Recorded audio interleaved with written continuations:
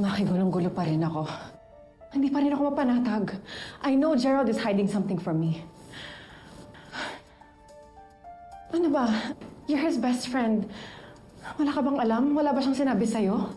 Gina, sorry. Pero magmula nung nagkainitang kami ni Gerald nung nakaraan, iniiwasan na niya ako. Hindi na nga siya nagkakwento sa akin.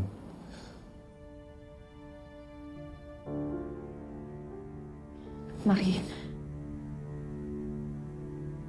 meron sana akong hihilingin sa'yo. Malaking pabor. But ikaw lang kasi mapagkakatiwalaan ko at maaasahan ko. Ano yun, Gina?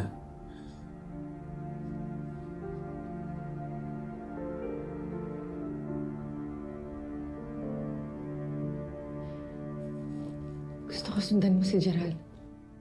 Alamin mo lahat ng kilos niya. Gusto ko lang malaman kung totoo ba ang hinala ko. Alamin mo kung talagang nambababae ang asawa ko.